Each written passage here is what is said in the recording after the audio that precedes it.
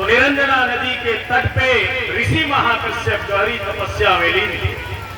जब बुद्ध के कदम उनके करीब पहुंचे, बुद्ध खड़े हो गए, रुक गए और उन्होंने तब तक इंतजार किया जब तक ऋषि महाकश्यप ध्यान साधना से बाहर नहीं आए, तब तक वो इंतजार करते रहे। जैसे ही ऋषि महाकश्यप ध्यान साधना से बाहर आए, बुद्ध ने उन्हें नमस्कार किया।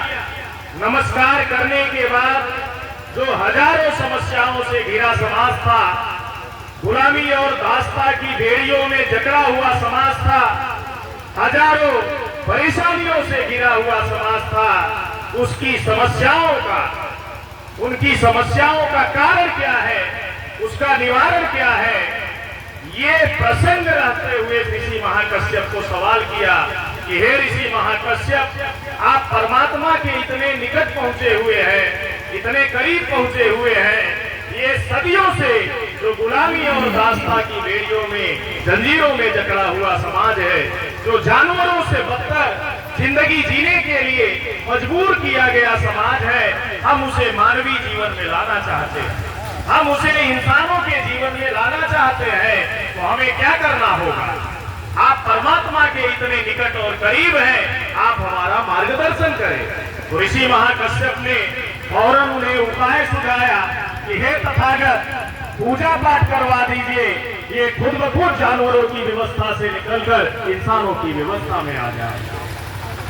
महामानव तथागत गौतम बुद्धा ने विनय पूर्वक हाथ जोड़कर आग्रह किया कि हे ऋषि महाकश्यप, और कोई मार्ग बताएं, और कोई उपाय बताएं, और कोई रास्ता बताएं। तो ऋषि महाकश्यप ने कहा कि अगर इससे भी काम नहीं होता तो यज्ञ करवा दीजिए तथागत, ये खुद ब खुद जानवरों से और हजारों समस्याओं से मुक्त हो जाएंगे।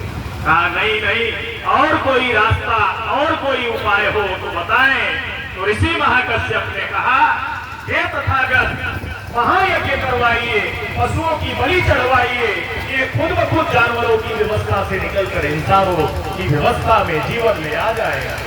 तो ऋषि महाकश्यप के इस जवाब को सुनने के बाद तथागत गौतम बुद्धा ने उनके सामने एक बात कही कि हे ऋषि महाकश्यप, मैं निरंजना नदी के इस छोर पे खड़ा हूँ और उस छोर पे जाना चाहता हूँ, मुझे क्या करना होगा? तो ऋषि महाकश्यप ने कहा हे तथागत, अगर नदी में पानी कम है तो हम पैदल जा सकते हैं, अगर नदी में पानी ज्यादा है तो तैर कर एक छोर से, एक किनारे से दूसरे किनारे तक हम जा सकते हैं, और अगर नदी में पानी बहुत ज्यादा है तो नाव का सहारा लेकर हम एक छोर से दूसरे छोर तक जा सकते हैं। ऐसा ऋषि महाकश्यप के जरिए जवाब दिया गया।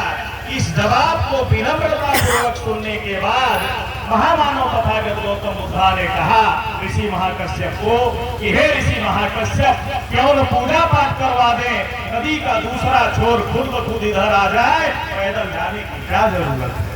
अगर इससे भी काम नहीं बनता, इससे भी काम नहीं बनता तो आपने दूसरा उपाय बताया, मार्ग बताया, यज्ञ करवाते हैं, नदी का दूसरा छोर खुद ब खुद इधर आ जाए, तैरने की क्या जरूरत है? अगर इससे भी नहीं बनता तो आपने